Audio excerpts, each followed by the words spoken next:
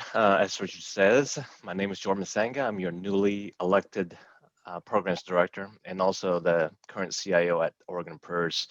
I want to introduce some special guests tonight. Andrew Grimes from the Portland Technology Leadership Meetup. As we mentioned earlier, he's here along with some of the members. Looks like a pretty cool group to be hanging out with. And then there's also a couple other folks I want to also introduce.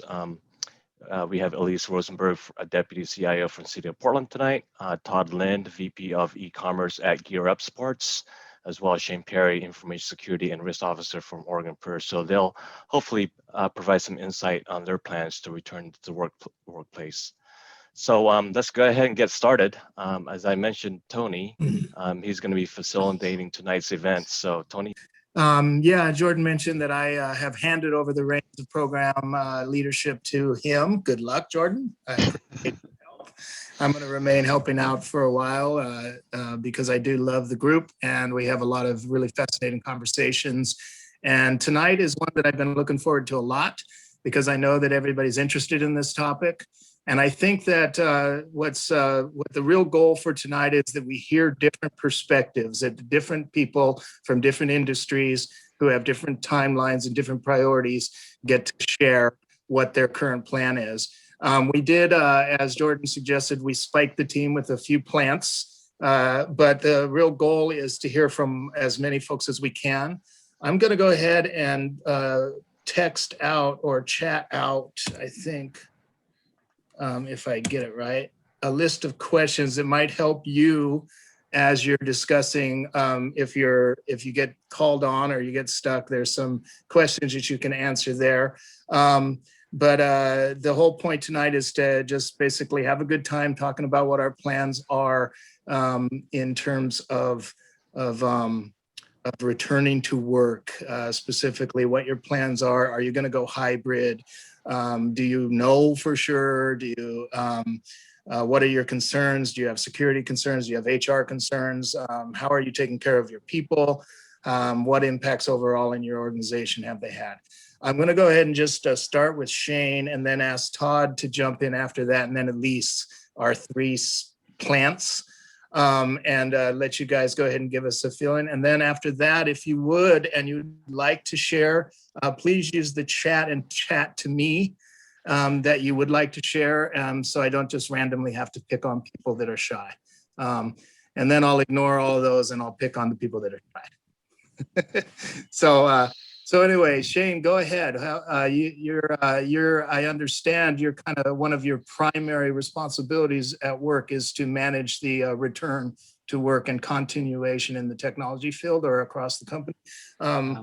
So why don't you go ahead and share your what's going on and what your experiences are.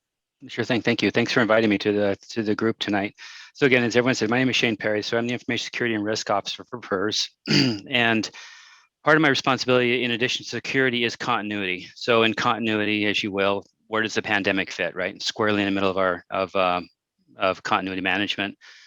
So when the pandemic happened back in this time last year, like many, we were not a remote workforce. We had no concept of being a remote workforce. In fact, I could probably guess that we had less than 10% of our agency that had laptops to actually work from home with. But in short order, like many of you were forced to do, we were able to marshal the resources, and predominantly through Jordan's team, marshal the resources to get our people working from home. Now that we're there, now we're year and 2 months later, plus or minus, we're trying to figure out what is it going to look like when we come back, and are we coming back?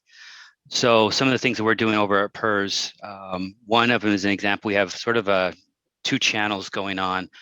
One is we send out a survey to managers and to staff to ask them what they want, trying to give our staff some input on in the future direction of what the agency is going to do. So do they want to work fully from home? Do they want to work fully from the office? Do they want to work a hybrid?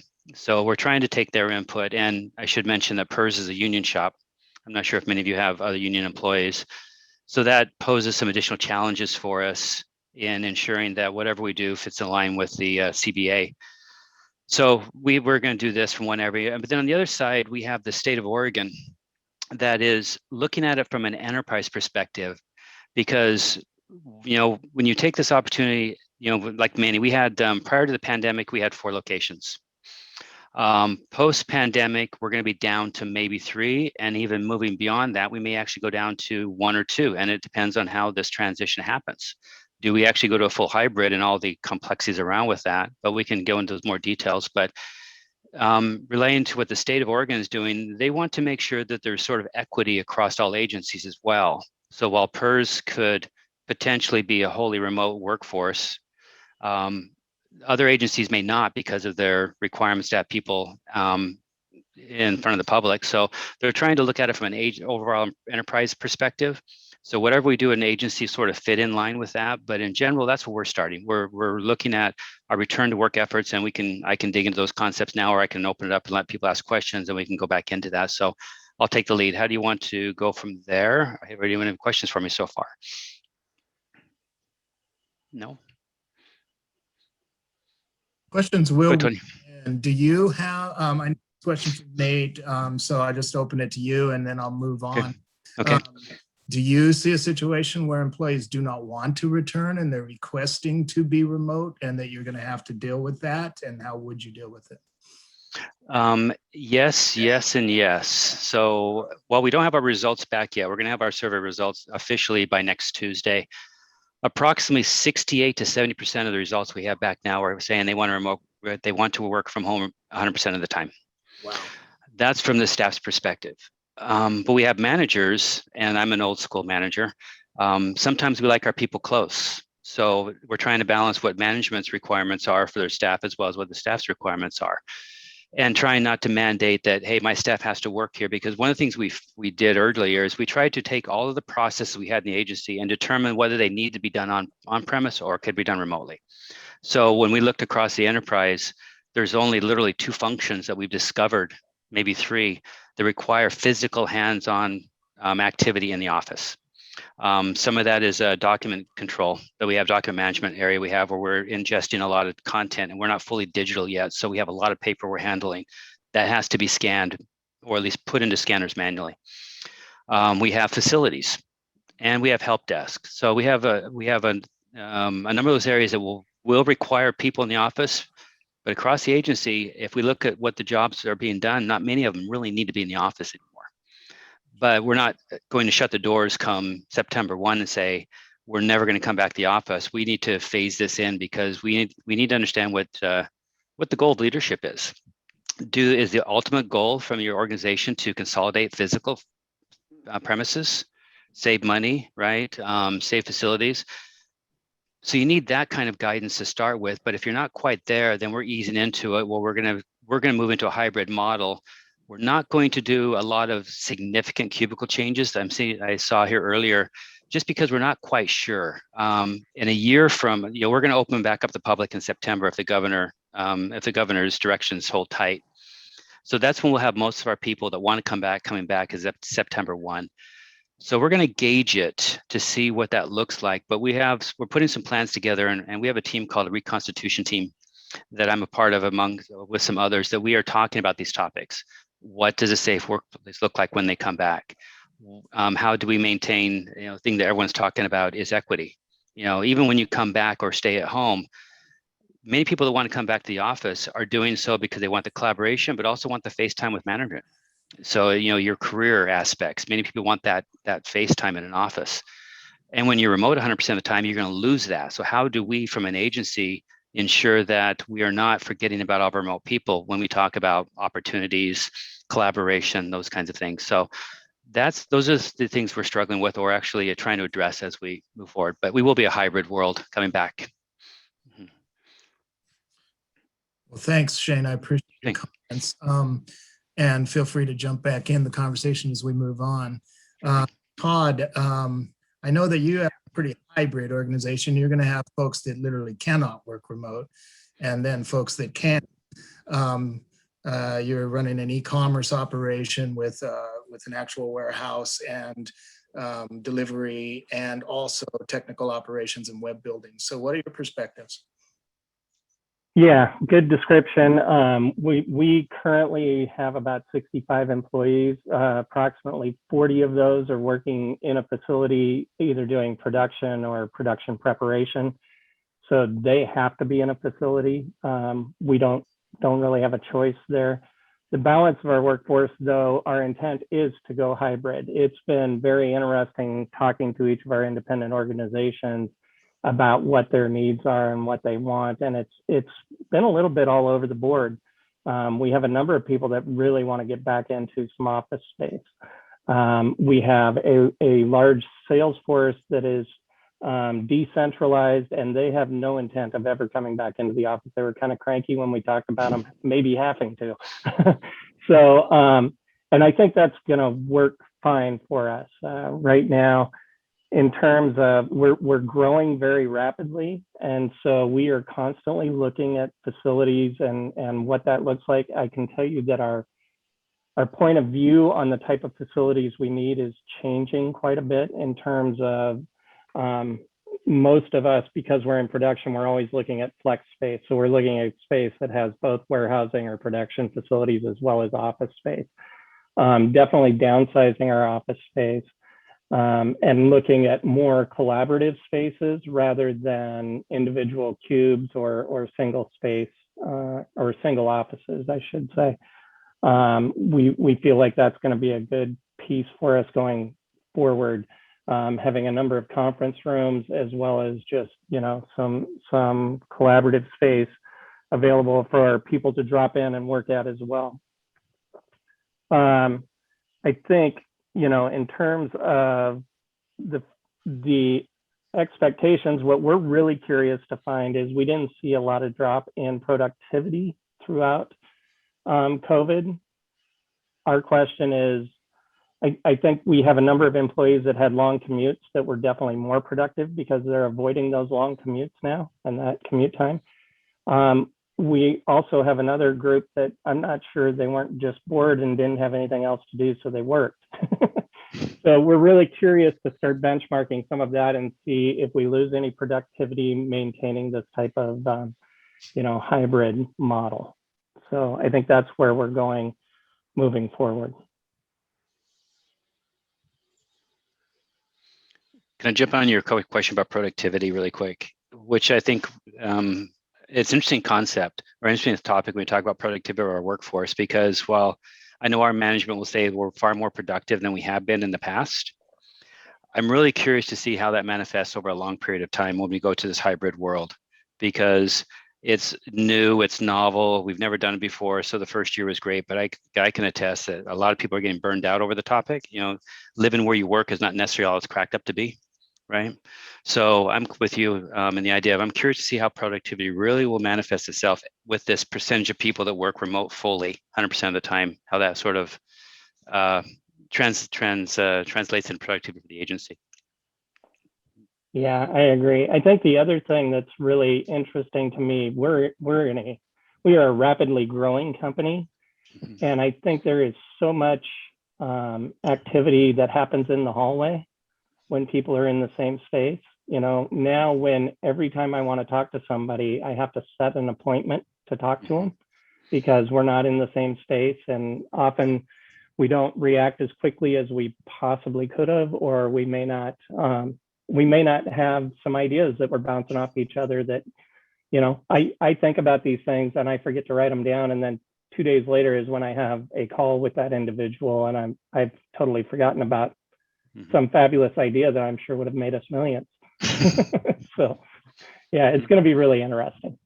Yeah. But we definitely want to try and build a space that we can get our leadership team, getting people in the same room to have some of those conversations, and hopefully we don't lose all of that.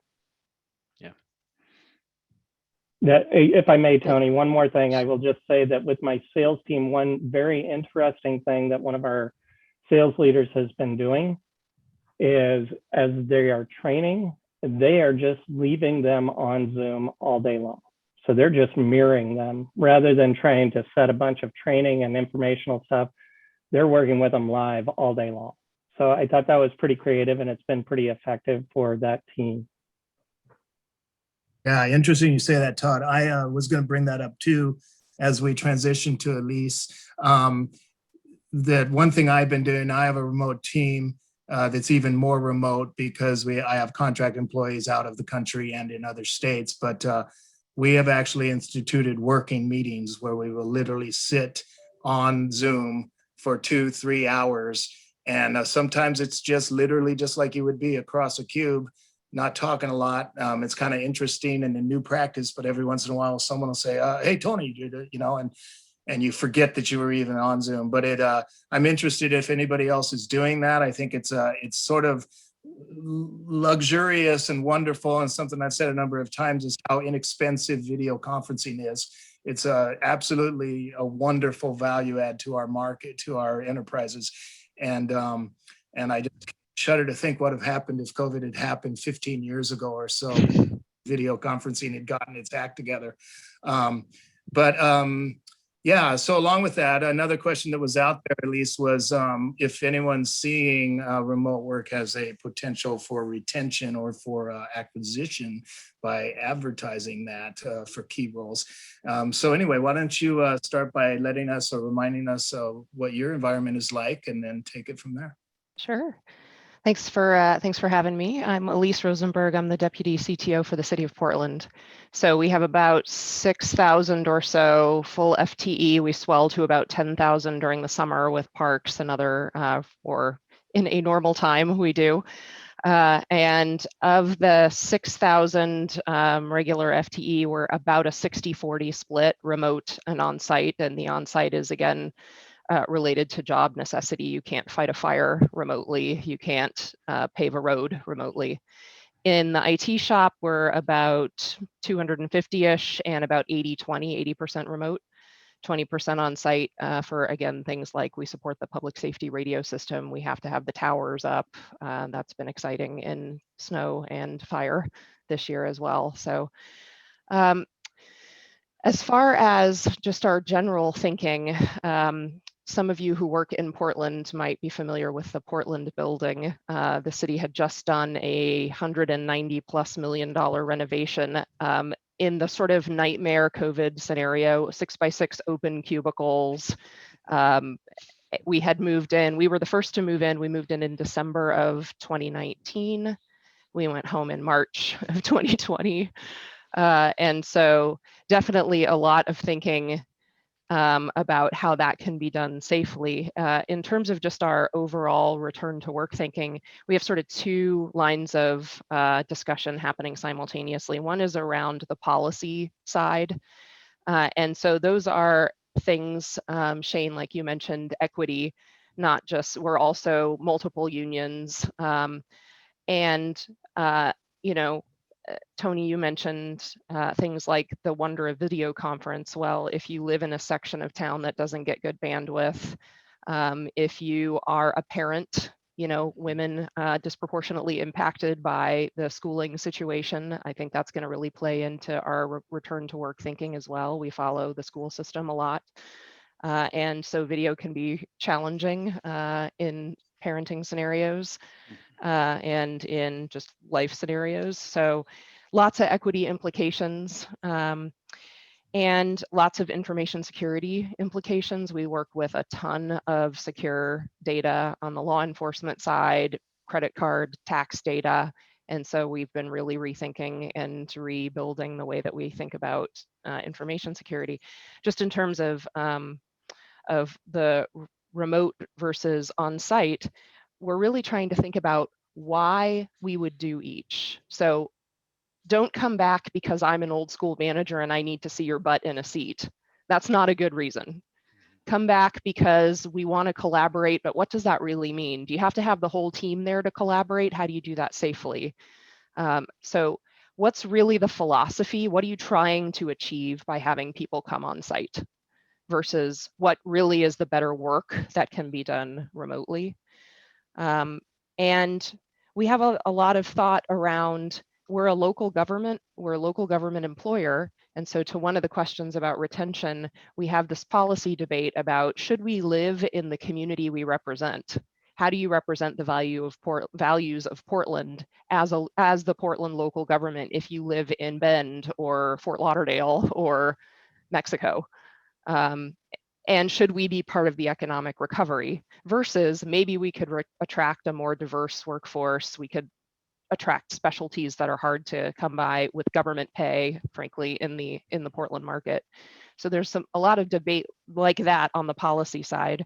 On the logistics side, we are looking at the opportunity to try to come in out of outleased space where it makes sense to do so, and consolidate into city-owned space. And some of the things we're doing to prepare for that is kind of rethinking our moves process. As the technology side, it's been super reactive in the past, and we see a lot of potential cascading happening. This team wants to pull out of this space, which means that other space has to be improved. Maybe that space needs to be consolidated. So how can we have processes ready for that? And we're going to actually be a pilot as part of the technology organization. We want to consolidate out of one of our 4 spaces. So we're going to work with our facilities group to see how that process works and build that together. And overall, our thinking is becoming less about making hard policy and sort of long-term investment choices right now. We really want to take the next year and kind of experiment together, because it's going to look a lot different a year from now than it looks right now. The meeting experience is going to continue, we think, to really morph. We're going to learn a lot from schooling that are dual remote and on-site, and how does that work in the classroom. We think that that will teach us a lot about meetings. What do public meetings look like going forward? So we think there's a lot more to be learned before we spend zillions of dollars to make infrastructure or other big investments for something that we wish we would have done differently 18 months from now. I don't know if I actually hit any of those questions, but happy to answer others. You know, I want to pick up on what Elise was saying about where people are living. That's one of the big topics we have for our remote workforce, is they want the ability to live elsewhere. I mean, I appreciate what Elise is saying about, you know, working and representing the economy that you're in, but yeah, we have employees that can't afford to buy housing in Portland, right? Yeah. So they may want to move to Vancouver or somewhere else where it's equitable where they can buy property, whatever you want to do, and still be able to do their job. So that's I think that's one of the things we're going to see a lot of once a line is drawn. I mean, we have some challenges with, you know, insurance and taxes and all those things that work Right. when you talk about out-of-state employment. But once some of those things are worked out, I think that will provide some opportunity. And in our case, we're not going to open up hiring remotely yet. We're gonna take current positions and say, if you want to work in Bend, for example, we'll let you do that. But if that person leaves the agency, we're not quite sure yet if we'll open that up for remote only work or not. You know, we have, back to your point, Elise, we're going to use this next year approximately as well to fill out what that world looks like, because any decision you make right now is going to be changing in October, November, December, whatever the case is. So I appreciate that. That's very similar to what we're seeing over at PERS. Nice. This is a great conversation, and some trends are starting to emerge as I move through. Feel free to continue answering questions, Elise, Todd, Shane. Collaboration space is obviously something that is on everybody's mind, and a move more and more remote. Question appeared on the board of, is anyone seeing the opportunity that is being presented for acquisition of talent that has been difficult to gain in just the local area? Software development is my field. That's obviously, the world is now wide open. It always has been, but it seems more obvious than ever that I can reach out to anywhere in the world now to get a software developer. So I'm interested in your guys' perspective on that. I wanted to squeeze Andrew in here. He raised his hand and asked to speak. So Andrew, give us your introduction, and maybe you can take your take on that question as we continue. Great. Yeah, sounds great. Yeah, Andrew Grimes. I'm IT director for a place called learning.com, and we transitioned. We're actually talking about going remote before the epidemic hit. So it was a pretty easy transition when we transitioned into this remote work. And we still have an office. In fact, we just downsized our office. But a couple things that I haven't heard yet is One is we were really concerned about our culture. We have a really fun culture at learning.com. And we try to do a lot of like work hard, play hard things. We get together with a lot of events. And so taking that to move to more remotely was a bit of a challenge for us. And I think we did it fairly successfully. There are certain things that we did before that we couldn't do online. But that's one thing that we've been keeping a pulse on. And we've taken several surveys throughout this to kind of see what the pulse is. And it's interesting to see the transition, because when we were first talking about working remotely, I started out saying, well, my team doesn't really want to be remote. We don't want to, we would like to get together. We would like to work together. We would like to come into the office. And as we worked from home, it was you could see these surveys as they were going out. The shift went to more and more, no, we actually really do like working remotely. We would like to come into the office maybe once or twice a week or a month, just to see other people. But yeah, we've transitioned where we're probably going to be mostly a remote workforce.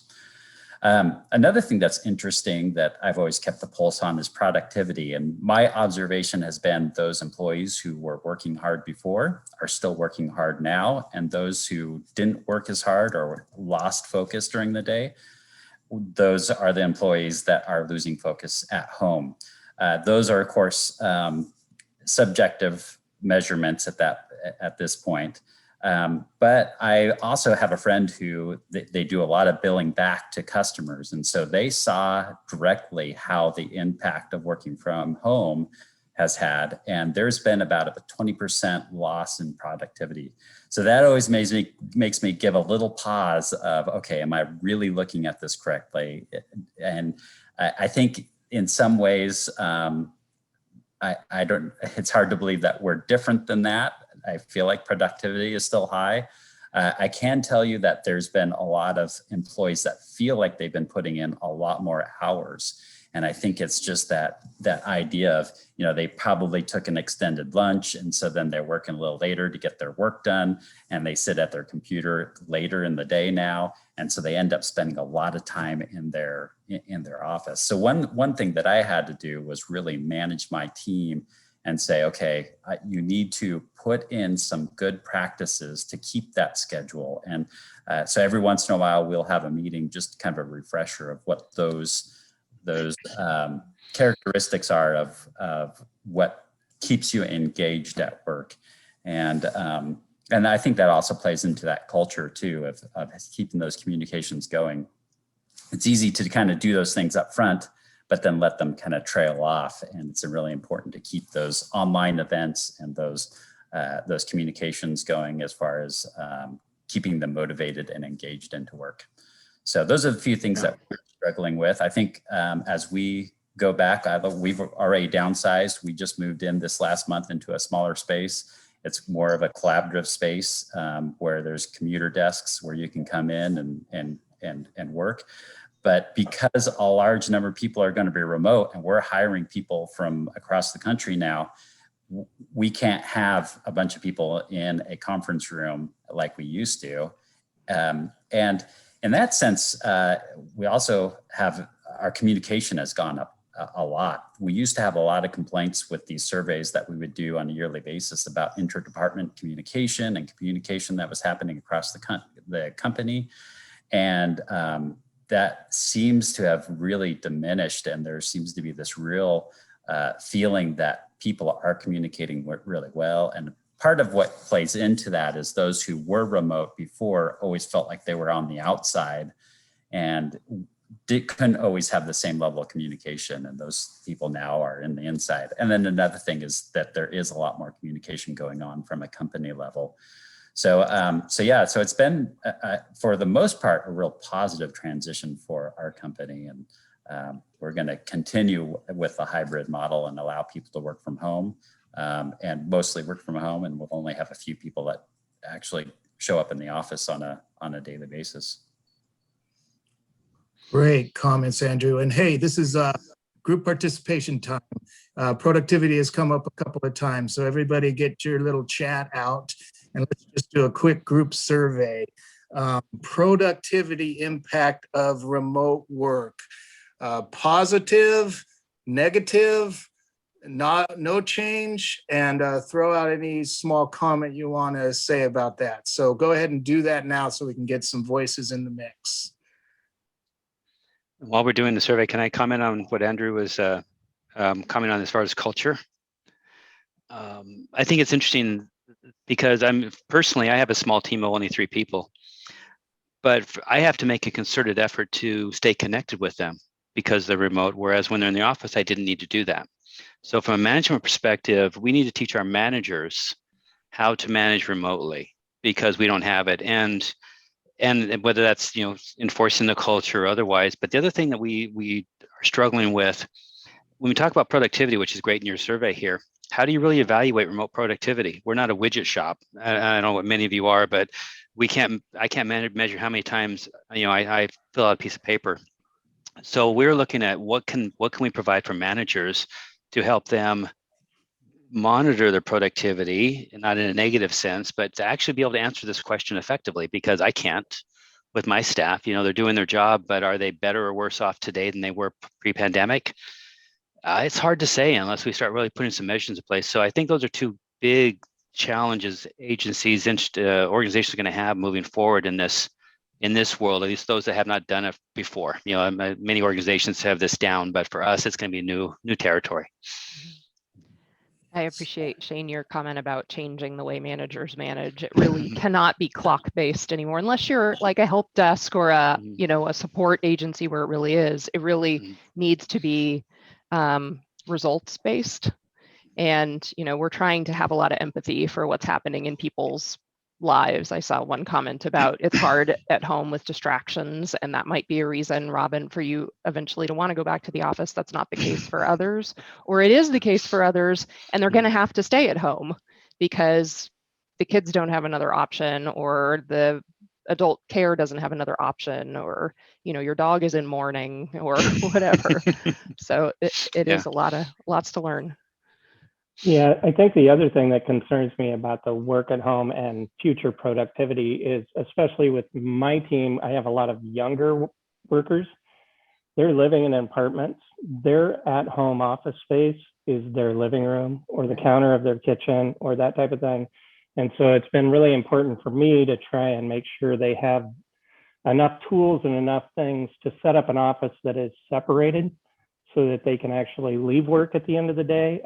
That's really difficult in some of these housing situations, though. And that added to the fact that everybody is behind them and trying to live their day as well.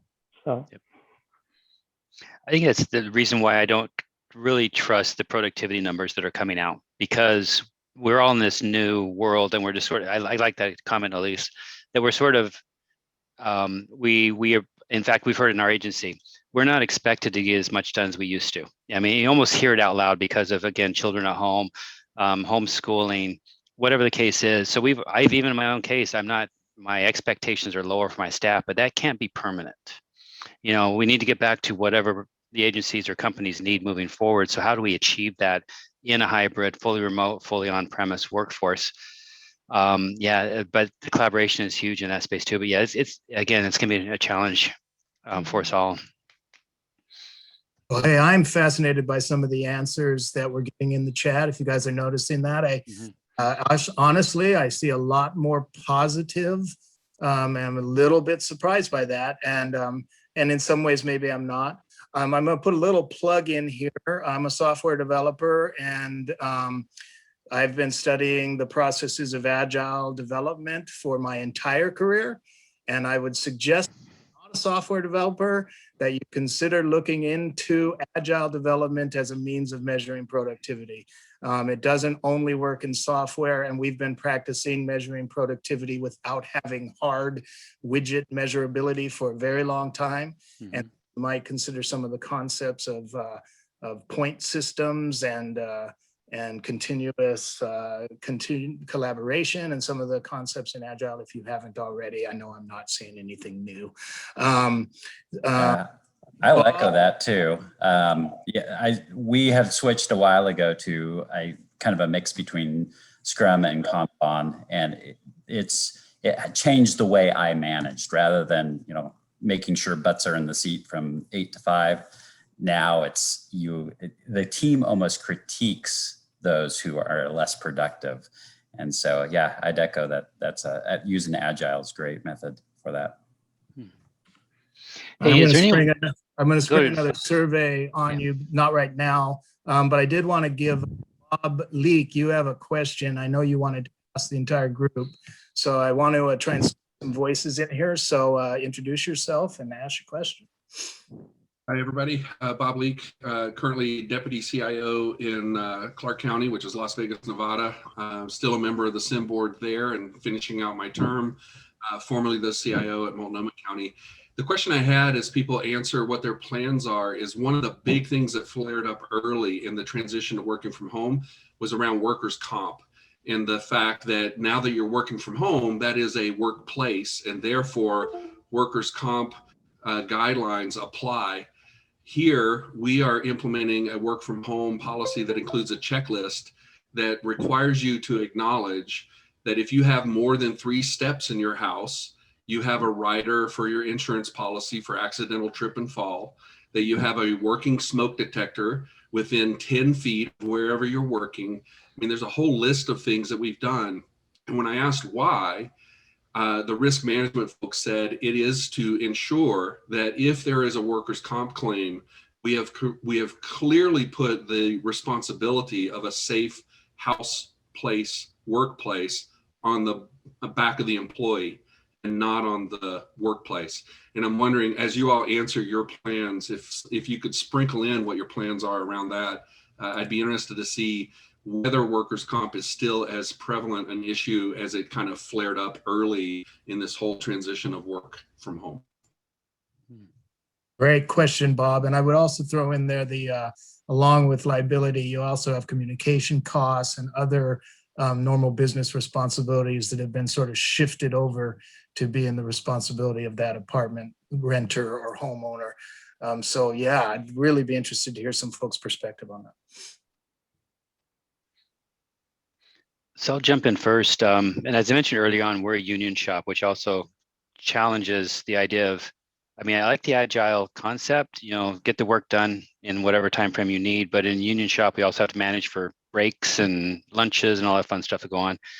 And that sort of translates into this concept of reimbursing for home work activities, right? Whether it's communications costs, internet costs, office costs, workman's comp. That's an interesting concept, Bob. I'm gonna have to take that back to our team because I don't think we've addressed workman's comp at home. We did in our policy. We've sort of set up some guidelines on what your home office needs to look like, but we're also drawing a line in the sand saying the agency is not responsible for your costs. This is you.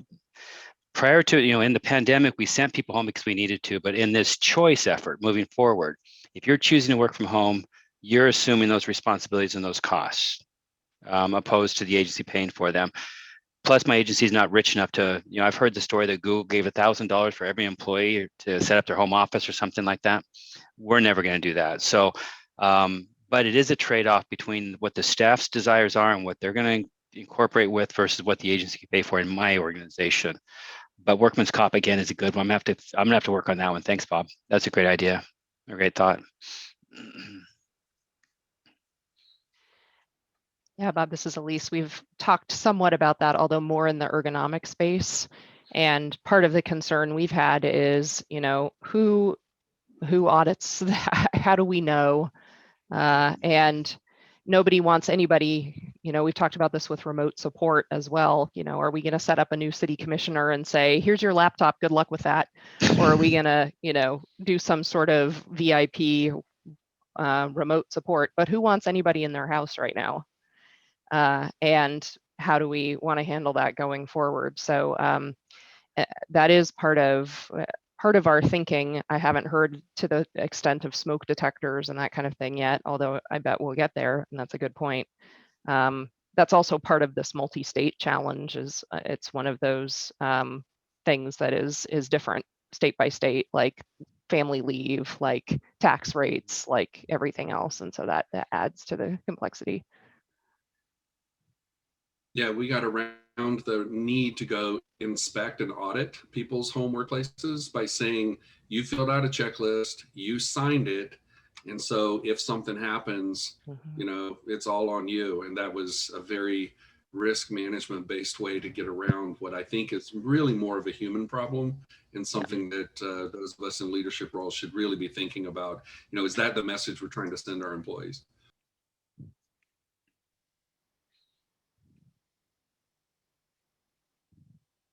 Let me pick on somebody here. Richard, you're pickable. Are you there? I notice your camera's off. Richard is our probably, sorry, I picked on someone with their camera off. That was not fair of me. Oh, there you are. Richard is. Yeah, no, and then I'm struggling to get the mute button and everything else. Sorry, yeah, go ahead. You have an interesting perspective, I know, from the organization you lead. How are we keeping those state police officers productive? No, I'm just kidding. What is your perspective on work on the liability side of things with workers taking on more responsibility for their operations?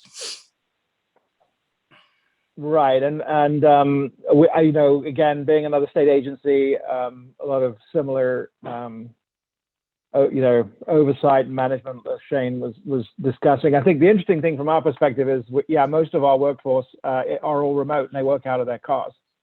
So that hasn't changed. It's been more challenging for IT because, you know, you do need to have some hands-on aspect to that. And so I think we've just been challenged a little bit with scheduling and between fleet and our IT people that support the cars, you know, having people on site at the same time, and just running into logistical issues there. I think the other part is, yeah, all of our administrative people moved home. We haven't, and we're talking about moving back on a similar time frame. But yeah, we haven't, I suppose, got to the, you know, the point of we've had a sort of an emergency remote work declaration. So we're kind of in that phase. We're not really, we did have a remote work set up before, and all of the you know, agreements that the employees would sign to do that. But yeah, we're just at the start of looking at what that might be for long term. I think from our perspective in IT, you know, again, it depends on the position. Some positions can be remote, some have to be physically there to do their work. All right, let's bring your second survey, everybody. When the pandemic is over and you are quote unquote back to normal, will you be hybrid, remote, or fully not remote? And if you could quickly just jot the number of employees in your organization, that might give some perspective to that as well. So go ahead. Let's see. Who else wants to join the conversation? Farley, you had an interesting comment in the chat. Would you like to embellish that?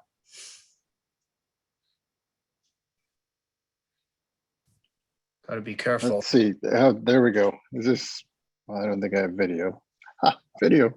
Hey, there you go. Hey. Yeah, so I've been kind of reading through a number of different articles, but Microsoft's published, I think, some fairly detailed and in-depth research on, you know, the hybrid workplace and how they see the trends transpiring, and as well how they've been looking at the aggregated analytics data across the various platforms, and some of their graphs around who's thriving and who's really striving in this new era are kind of fascinating, right? Leadership tends to be thriving, but for instance, new hires who've traditionally been able to take advantage of the workplace, you know, in some cases single mothers or others, are really struggling in this new environment. And we've seen similar trends in our workforce and the work that's been done over the last year. And I'm wondering if others are thinking about that as they're making their decisions, and you know, how you're making sure that everybody in your organization is able to thrive.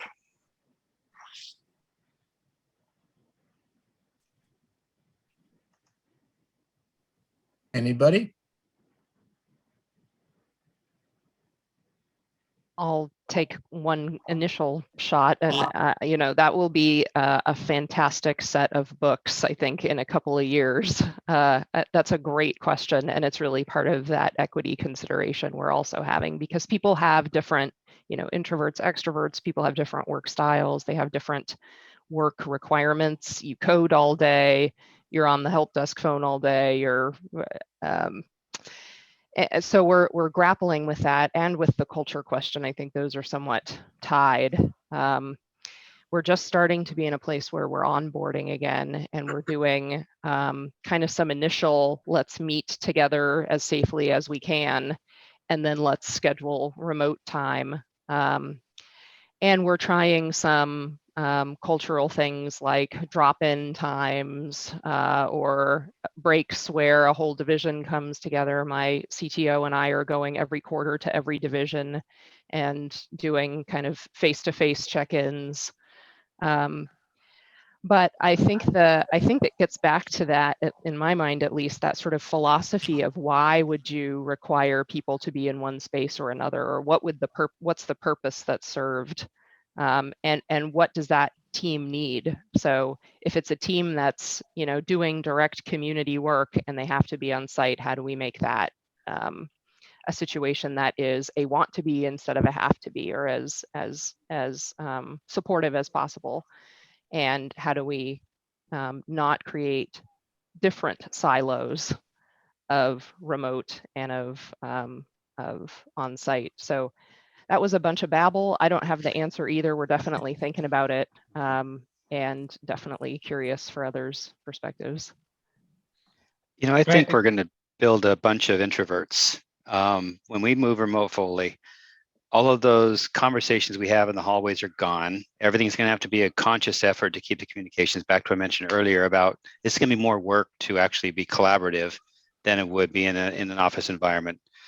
And I like I mentioned, I don't know who said something about the age group difference, but onboarding our new employees, they're losing out, I think. If you can't get them into an environment where you see a team working together, and again, I know we're not the only ones that had to struggle with this, and the companies have solved this problem, but there's, for us being forced into this, in this world, we don't have the maturity around how we're really going to build culture and sustain it. I think that is going to be a challenge as we move into the future. It may take us a while, a year or two, to really get there, but we're still just coming out of an emergency, right? This was not a conscious effort to get us to where we are, at least for my agency. So we're just coming out of an emergency. I think Richard Toyn coined it. But until we come out and see what the world looks like, there's going to be growing pains, lots of growing pains. Mm-hmm. I was just going to chime in on what Elise said. I'm also hearing conversations about equity, and maybe Elise, you were saying this a little bit, somebody who works in the office and gets FaceTime with a manager, with the VP, or somebody, and somebody who works from home and doesn't have that FaceTime. Are we setting up a system in this hybrid world where that person with FaceTime is going to get promoted faster than that person who, for whatever reason, is working from home, whether they have to or they want to or whatever? So we need to be thinking about equity as we go through this as well. And again, I don't have the answer either. Agreed with that. And unfortunately, I don't even think we are doing that consciously, right? We're not, if I'm in the office because I choose to be there 3 or 4 days a week, I guess I am doing it to a degree because I recognize where the career is going to go. But I don't think when I'm looking at promoting, I just don't consciously think, well, I've not seen this person in 6 months, so I'm not going to hire them or not going to promote them. It's that subconscious thing that's going on. It's just that back to managers going to have to manage differently. Yeah, this is Tony at Multnomah County. I'm curious about other people's inputs on that, because I can tell you my own experience has been that I think I have more FaceTime with my employees than I had when we were in the office, just by virtue of being in a very dedicated space. I mean, the reality of this kind of virtual connection via video is that it's a face-to-face connected space, and we have never had a meeting since March of last year that got postponed or put off because we couldn't find a conference room or a space to have that meeting. I think it's facilitated for me an experience where connection has almost been easier. And I'm just curious if anybody else has had that kind of reality, or if I'm had a unique experience. Jay, Hey, I'll jump in. Okay. Sorry. Yeah. So what I found is that, previously, before we all went into work from home, meetings that had several people in an office and then a few people remote, the people that were remote always felt left out, right? They never felt like they were included. They couldn't see whiteboards, that sort of thing. Now that we're all in the exact same scenario, it's really kind of equaled the balance between remote workers and what would have been on-site workers. So I think that's been a positive for the most part, but obviously online meetings also have their own challenges, but it has leveled the playing field in an interesting way. Yeah, and I second that too, Tim. Quickly, oh, go ahead. Tim, quickly introduce yourself, just real quick before I let you go. Yeah, so I'm Tim Myers. I am a software developer and team lead at Steelcase here in Portland. Like I mentioned earlier, I kind of came in from the tech leadership inclusion to this group, but it's been a really awesome conversation. So I'm happy to be here and really like people's input. Thanks, Jay. Same thing. Go ahead and introduce yourself. Yeah, so I'm Jay Norton. I'm the IT operations security manager for Yakulta Company. We're actually a Nordstrom family business. One of the businesses that they've kind of offshot. We manage a number of different businesses across their portfolio. So we operate as a centralized services business, and a lot of the businesses that we do manage are very different. So it goes from turning wrenches on a diesel, whether it's a diesel boat or a diesel truck or something of that nature, or having a resort like a dude ranch in Wyoming or something of that nature. So it definitely very versatile. What I've seen, we've seen many different aspects of a remote workforce. Mostly from a centralized services, we had the best opportunity to operate remotely.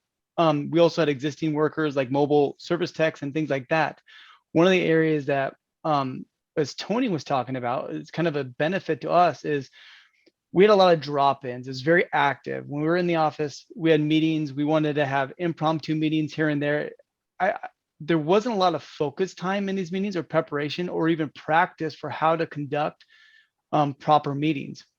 Going to a remote workforce, we've been remote even prior to the pandemic from an IT perspective, but having the rest of the company go remote, we really identified ways that we were able to succeed, and we helped the rest of the company in a lot of areas to actually perform these meetings a little more focused, a little more efficiently. So every time we did have a meeting, it wasn't just to talk about small talk or we didn't get anywhere. By the end of the meeting, we had results. We had the desired outcome. We could have working meetings and we'd have a desired outcome based on those working meetings. So every time we met, it was impactful. Not only that, but it required people to do a little bit more critical thinking prior to coming up to those meetings. Working in IT, you have help desk, you have engineers, you have a number of different tasks that if you have someone right next to you, you may be quick to ask for help, or you may be a little less likely to go the extra mile.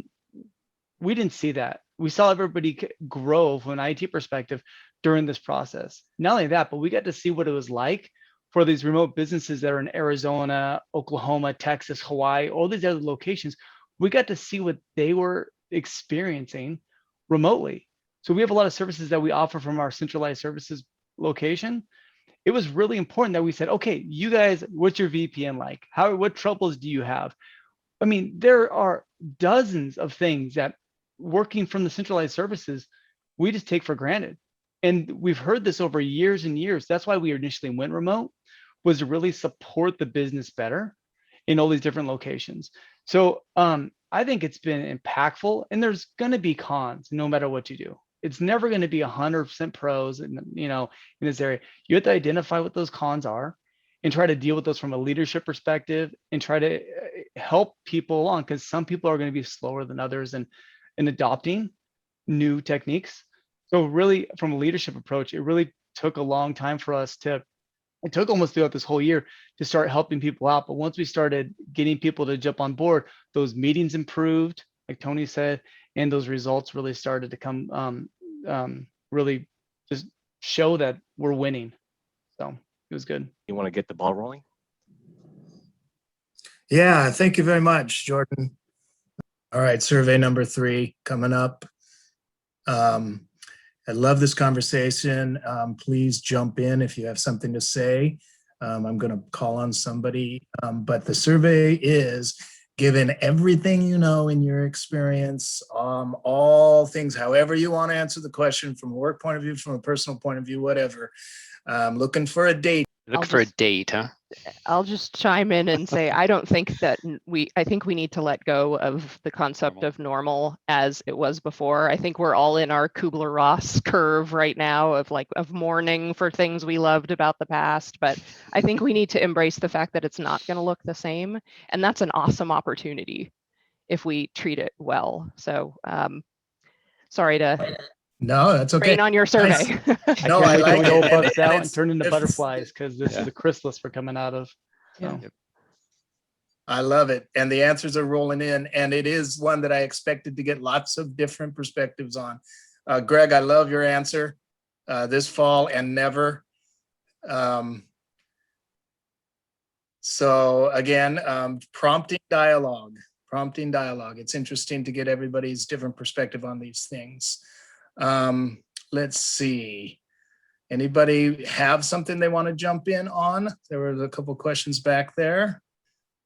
Open moment for you to chime in if you'd like to. You know, this is just sort of kind of following Elise's point. My measure of normal is going to be when I can walk into 24-hour fitness and work out without a mask on. I like it. That's my. I like it.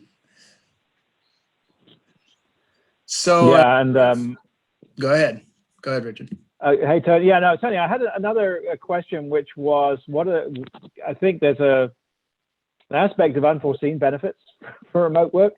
So, and what we've seen, and this is something I'll just throw out there for discussion, but we've seen quite a huge reduction in workspace or workplace conflict.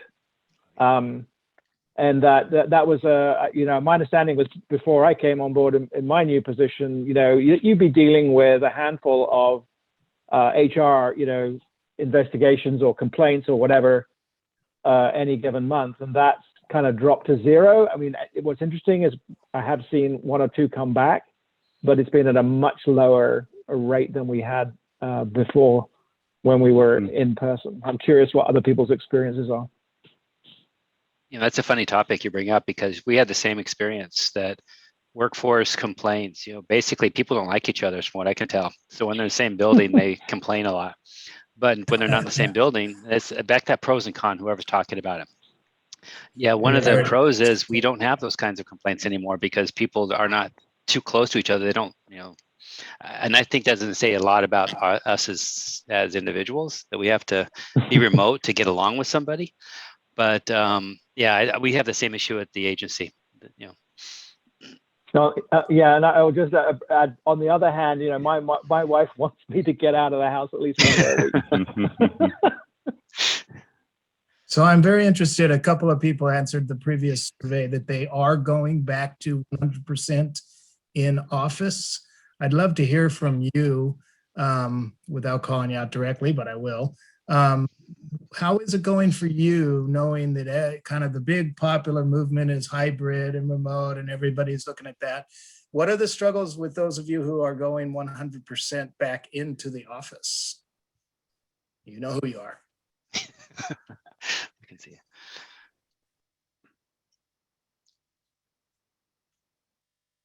I see you leaning forward, Stephen.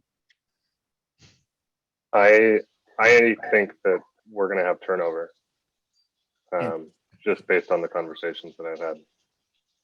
Yeah. That's scary. Is that because management wants to have you go back to the office, but staff don't want to? They want everyone back. Yep. Which was one of the questions that I thought about. Yeah, we've had people move to different cities, and so I think they're getting special exceptions, but for the rest of us, everyone's back. Well, that brings up a very interesting question for me, compensation. So if we're in this hybrid world, and I know people have addressed the equity a fair amount here, should that compensation be higher if you're in a workspace or lower, or vice versa, or at all? And can it be? I think, from an HR standpoint, it cannot be, but does that matter? And think about outside of Todd, state too. I'd like to add in there, if we're going to be working remote and someone's working out of San Francisco and somebody's working out of, Missouri, there's going to be clear differences in rates and expectations of pay. So anyway, yeah, please jump in, answer Todd's question. What are your thoughts? I want to say that I think a lot of it's going to be driven by the market. So, companies can have this grand idea that they're going to sit in California and hire people in Montana at a lower rate. But if that person in Montana can find an equitable rate with another company, then eventually the market is going to dictate how that plays out. Interesting. One thing you could relate it to, the car market. When things started selling on the open market, some cars that were more sought after, the value went way up, because now you suddenly have the whole states where you can pull this, cars from. So I think maybe it's the same thing with valuable talent. I think it's going to be more pricey to get valuable talent. Interesting.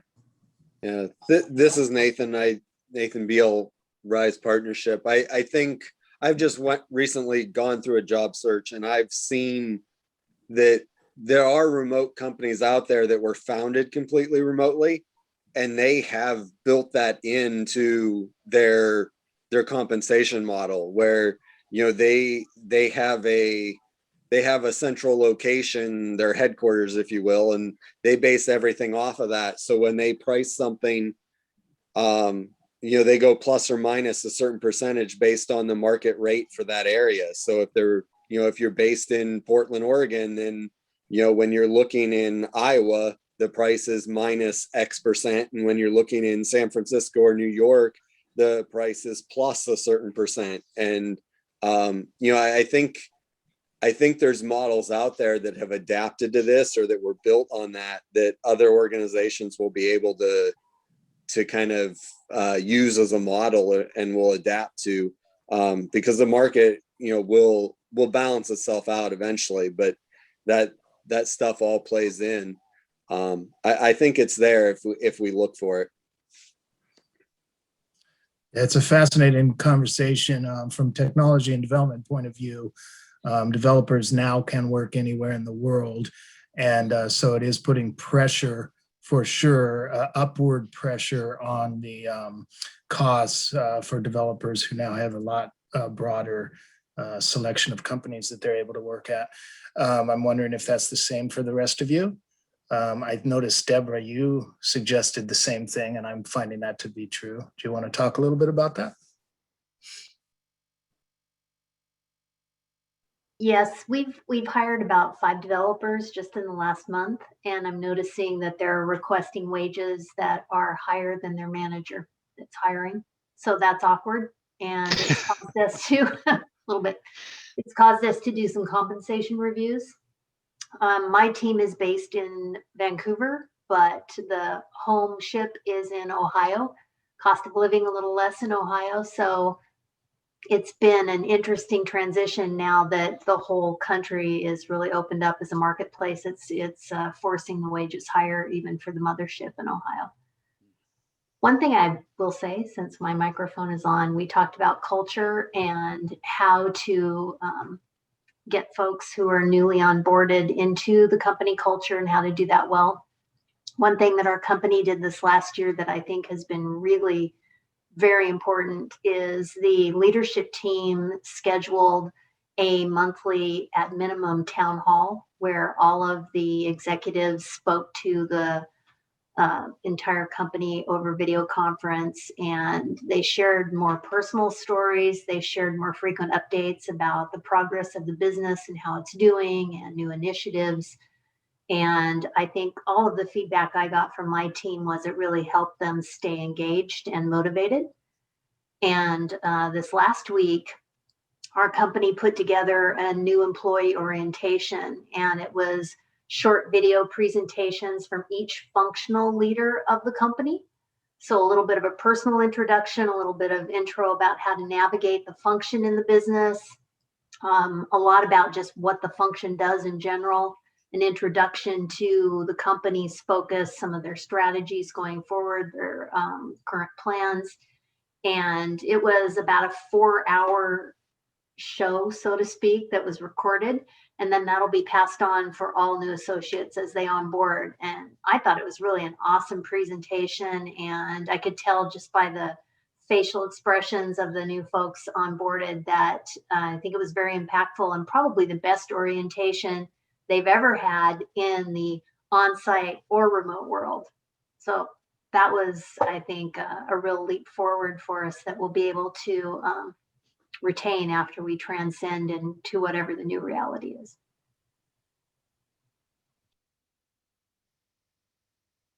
Hey, I've got a couple thoughts I want to jump in with. This is Chris Rice with Trend Micro. Tony Chandler had mentioned maybe for some people this pandemic has worked out better. I'm a single dad with 3 kids in a job that traditionally requires quite a bit of travel. I love that everybody's at home. It's made my life quite a bit easier, but I understand that's different for everybody, and the mileage varies. I have a question for IT leaders. I work more on the vendor side, and traditionally my team is used to a lot of FaceTime to get a very human connection. We're very consultative, and we're doing all of our business remotely now. There's a lot of eagerness to get back in person, out to lunches and dinners, and really connecting on a more human level. But I don't know what the appetite is for that on the other side of things. So when you guys are looking at solutions, et cetera, is there any eagerness to get back to face-to-face, or is it this nice that you finally have a respite from a bunch of vendors that are asking for all of your time? I'm kind of anticipating it's the latter. And so we're learning how to work in the new world. I actually like it better how it is, and I'm guessing some folks too, but I just wanted to open that up for the group to see some opinions. Well, I'll spike the conversation by just giving a quick perspective. I think it's a hybrid answer. I think the general consensus I see is that everybody wants the best of both worlds now. I want to have the opportunity to interface when I want to, and then I want to leverage Zoom and take the more convenient course when I want to. I got calls from vendors now that have been inviting me to lunch, and it's like, let's get out and go to lunch. And I have to tell you, my initial response was, absolutely, I can't wait to go sit down and have lunch with you, and let's do it. And then on the other hand, I get so much more done from my office in this fashion. So that's my take. I'm looking forward to actually taking advantage of both fruit trees, you know, like take advantage of in-office time and out-of-office time and try to make the best of the change. That's my 2 cents. Anybody else? Yeah, I agree. I think it's definitely a hybrid. I think I'm ready to avoid I've got to go to dinner to get FaceTime with a vendor, right? Like that's the expected way of doing things.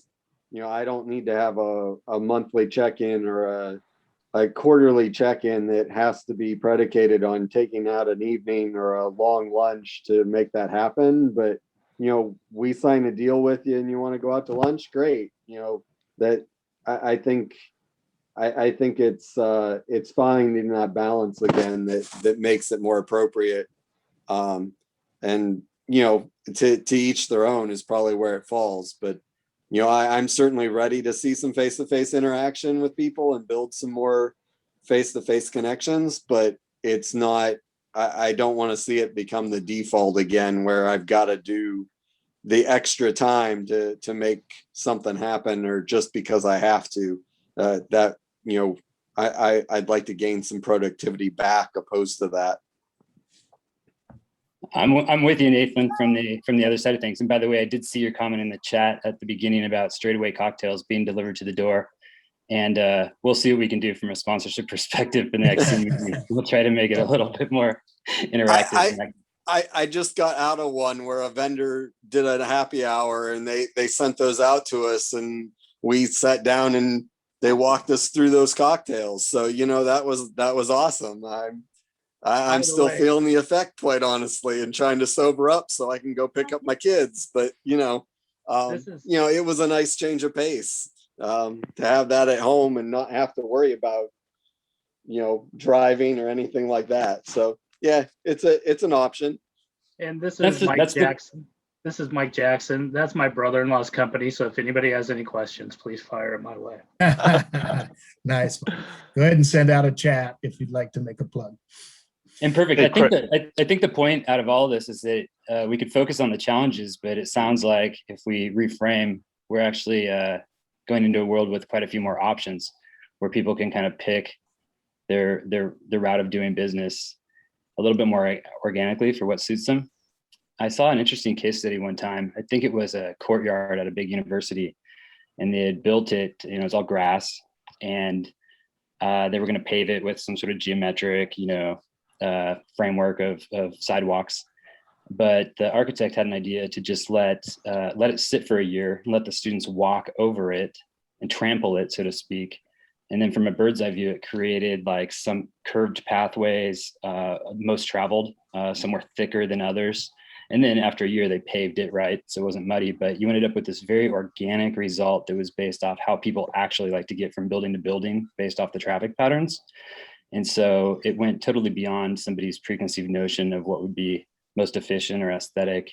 And it was more like, you know, the way a tree will grow to adapt to its environment. And now we have essentially options opened up. Introverts have a choice, extroverts might have a choice, single dads might have a choice. I like where things are. And if we think about it that way, there's actually kind of a bright future of maybe more options available to us because we've gotten used to working in multiple different ways now. And Chris, if I can this is Larry from Clackamas Community College. And Chris, I'll just play off your original statement. That I think vendors are now coming to the table with more information quicker. I think that their presentations are better. I think that they're ready with pricing in hand. You know, I think that the vendors are doing more research before the meeting than perhaps they were before, asking the right questions before the actual virtual meeting. Fantastic. Thank you, Larry. Hey, and thank you, everybody else. I want to be respectful of time. We do tend to leave the meeting open once we close the topic. So if anybody just kind of wants to hang and meet anybody or chat, you're more than welcome to do that. This has been a great conversation, and this is the last survey. Would you like to participate in other meetings like this in the future? And if so, just shoot us your email address or talk to one of us at SIM Portland. We do these quite often. This has been a really dynamic conversation. I really appreciate everybody's participation, both in the chat and in person. Got some great voices out there, and I think this has been a really very enjoyable and informative conversation. So please hang out if you want to. I'm going to turn it back over to the boss, Jordan, Programs Director of SIM PDX, to bring us home. Thank you all very much. I appreciate your participation. Yeah, thanks everyone. I thank you guys for the time tonight. I also want to thank a special shout out to Shane, Elise, and to Todd. Sorry, who? Todd Lynn. Todd, sorry. So thank you for that. Also, thank you, Tony, for facilitating. Appreciate that. So as Tony said, if you guys want to hang out for a little bit, we can talk and network as well. If you have any ideas for further topics in the future, please send me an email or stick around. So again, thank you, and you'll hear more events coming up the next month and maybe over the summer meeting. certainly in the fall. So we'll be back in, hopefully we'll be back in person in the fall. Here, when will things be back to normal for you?